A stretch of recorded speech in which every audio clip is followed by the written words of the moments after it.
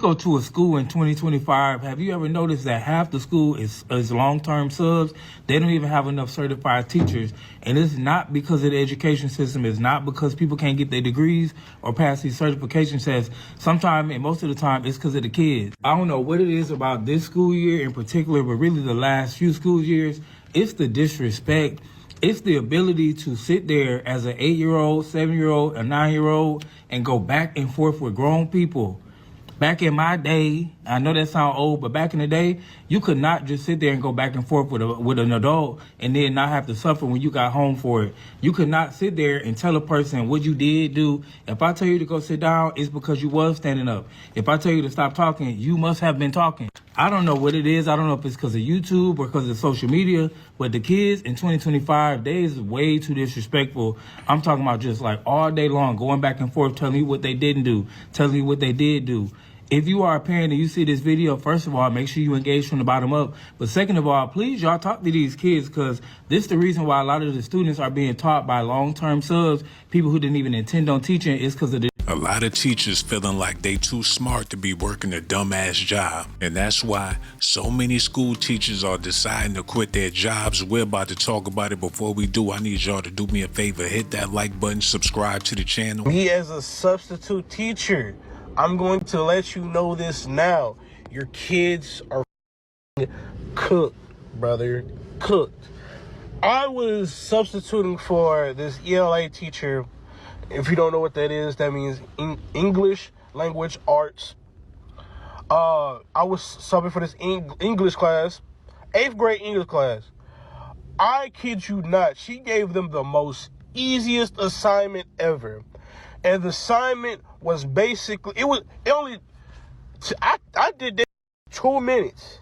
2 minutes, read the story, answer, because the answers are in the story.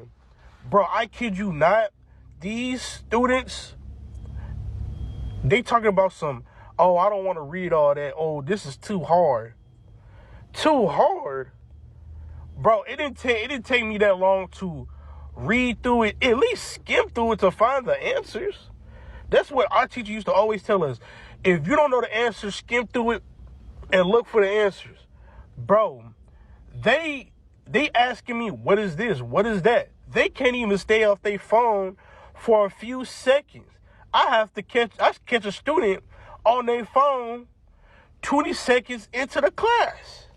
It even got to a point, I even told them, I even read it to them and everything, gave them the answers, and they still failed. I'm like, how? I see, I've subbed for many schools, and like I said, these kids don't want to read anything.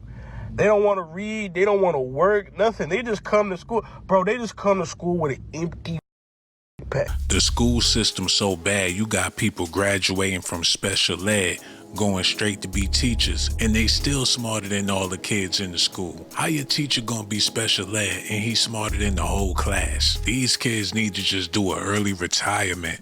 I told y'all today that I was doing what I can, and after that, I was sitting at my desk.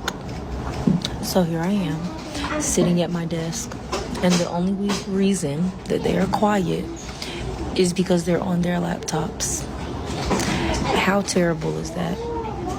I was just teaching, could not teach anything, could not get a sentence out without someone throwing a pencil, someone yelling across the room, somebody hitting somebody telling on somebody. But I say, okay, I can't yell. I literally can't yell. Get on your laptop. Now they're all quiet. If that's not a problem, what is? Today in social studies, we revisited Ruby Bridges. We're talking about historical figures. Benjamin Franklin, Ruby Bridges, Theodore Roosevelt, George Washington Carver, all those. So I'm like, what is one thing you can tell me about Ruby Bridges? This little girl looks me in my eyes and says, she's a white girl.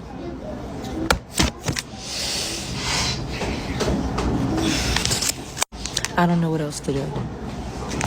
But I told them, if I can't get what I need out of them, they can't get what they need out of me. We just went to the restroom, right? Before we came back in the classroom. It's 12:32. So we went to the restroom at like 12:10. I told them, we're not going back to the restroom until after our intervention in math block. That's only an hour. Why, as soon as I got in here and started teaching, 3 people raised their hand to go to the bathroom? Sorry, as soon as I finished teaching and gave them the assignment, they raised their hand to go to the bathroom. Do you think I was born last night? Y'all want to go to the bathroom and play. And even if it's not to play, it's to avoid the work. But I have to let them go if they ask again, because if not, they're gonna go home and tell their parents, and then I'm holding them from the bathroom. Like, there's no winning, even though I know that they're gonna go there and play, because every single time I let them go to the bathroom after a restroom break, they're playing. Even if I send them one at a time, they're playing. Tissue all on the floor, hanging from the bathroom stalls, clogging the toilet up on purpose, water everywhere on the floor, making soap mountains in their hands. It's so bad, y'all. They just get up and walk out without permission, like they're in high school. And I don't know what else to do. And classroom management this, classroom management that. I can't keep a kid from walking out my classroom. I can't touch them. I can't grab them. I can't move them out the way. I can't put my hands on them. Back to their mama that I hit them. Who y'all gonna believe? The mama. The kid. Right? Because these kids aren't liars. Kids don't lie. The more and more these teachers wake up, the more and more these kids gonna have to be homeschooled. Arizona schools are facing a teacher shortage, and the problem is only getting worse. In just 4 months, to give you some context, more than 1,000 teachers have quit. That's awful. State Schools Chief Tom Horn tells the I-Team's Craig Harris how to fix the problem. Craig? How does a $10,000 raise sound? That's exactly what State Schools Chief Tom Horn said is needed to stop the mass exodus of teachers in Arizona's public schools. It is a crisis because we're losing more teachers than are coming into the profession. So that's a real crisis. State Schools Chief Tom Horn's office released a study this week. It showed more than 1,000 public school teachers have quit since July 1st, about the same number from district and charter schools, and nearly 300 quit after the school year started. But that's not all. We have 4,000 vacancies being filled by long-term substitutes, which is not a good idea because they're not properly trained. We have 1,400 positions that haven't been filled at all. Horn said teachers are leaving because of bad pay and a lack of discipline for students. Matt Gress, who's a Republican legislator, my legislator from my district, had a bill to give everyone a $10,000 raise. That would have put us in the top 10 for starting salaries, and it would have solved a lot of problems. Unfortunately, it didn't pass. People don't mature like they used to. I'm starting to think that a lot of these teachers are just as childish as the kids, especially at the school dances. The teachers be turning up more than the kids be turning up.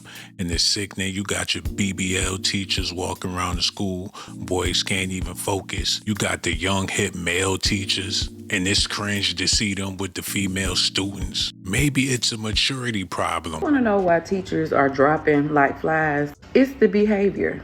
It's not the planning and all the paperwork. It's not the grading. It's not the meetings. It's the behavior.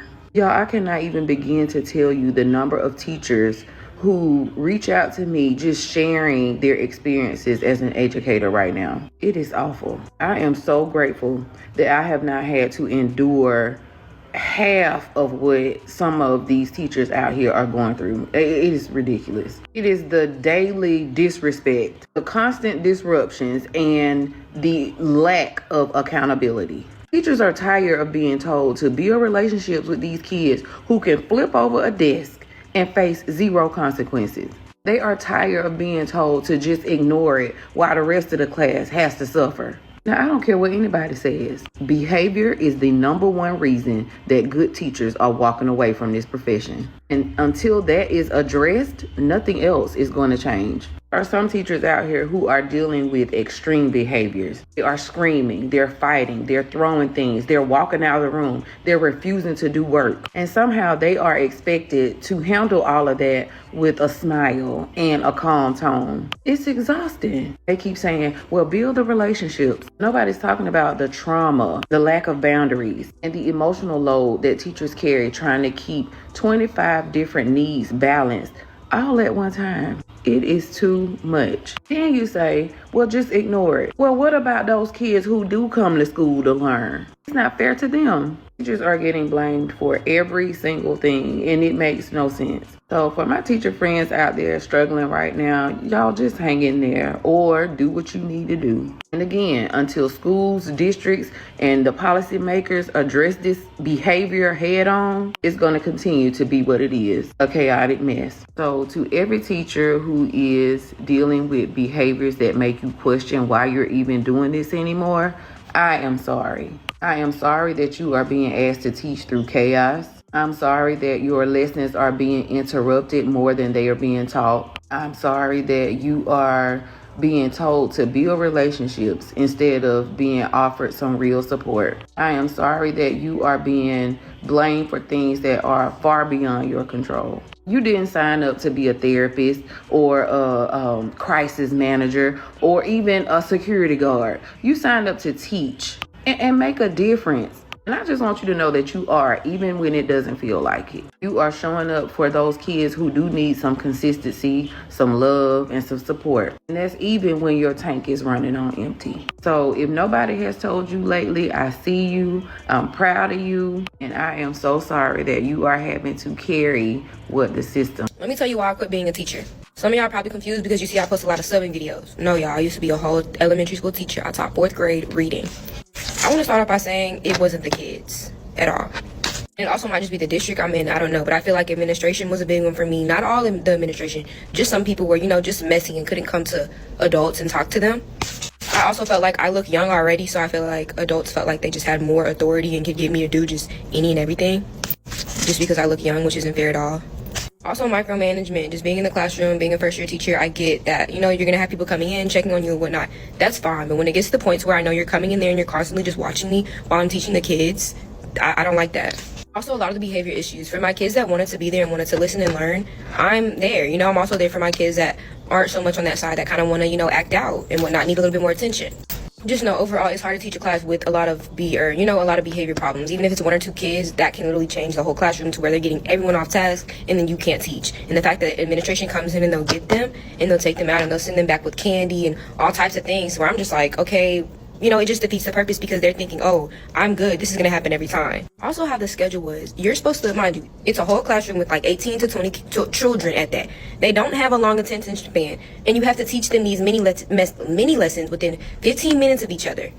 Like, I wish I could show y'all how the schedule is. Everything is timed out. Reading, writing, pop, everything. It's just not enough hours in the day.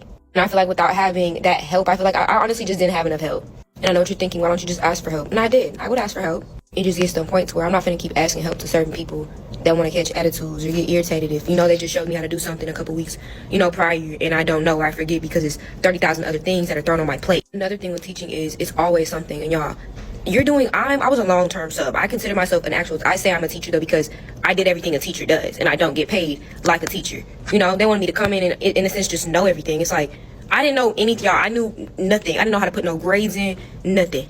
And there are a lot of other things I feel like that go into this video, but I'm not trying to make it super duper long. It just got to the point where I felt like I didn't have enough help. I was getting very stressed. I would have to go home, do slides, my lesson plans every night. It was just like, go to work all day. You have to stay after for meetings or whatever you had to do, and then you leave, go home. I would go to the gym. As soon as I'm done working out, I would be tired because y'all not understanding. Standing in elementary school is different from high school and middle school. You are up with them kids talking 24/7. I was standing on my feet all day. You have to walk, and they have to take a bathroom break. You have to take them to PE. You have to take them to recess. You're taking them every day. You have to pull small groups and get up. You're doing so much movement. Y'all, teachers probably have so many steps on their watches. I can't blame these teachers for getting up and walking out. They had enough. The teachers not trying to work with the kids not trying to work with the teachers, the parents not trying to work with nobody. And besides, who need education when we got Google? Breaking news, this teacher's video titled "I Quit" is going viral. And it pretty much explained why I quit as well. Check this out. This is the first time that I quit in the middle of the school year. This is also the first time that I put myself first when choosing between teaching and taking care of myself and my family. As most of you already know, education as we know it is in a crisis. Teachers are leaving left and right, and a lot of them won't disclose what those reasons are. But I'm going to tell you what mine were. Teachers are expected to do everything like counseling, teaching, measuring growth, and at the high school level, I had to do that for 150 students. My students dearly, but all of those mandates were stretching me to the point of near mental instability. And on top of that, it's really hard to have the support of the people who should have your back. To my students, please continue to follow your dreams and know that Miss Richard is still rooting for you. So I used to work in the school system for a little bit. I used to sub and I used to coach for, a little while. And I'm gonna let y'all know right now that some of them teachers, they be lying.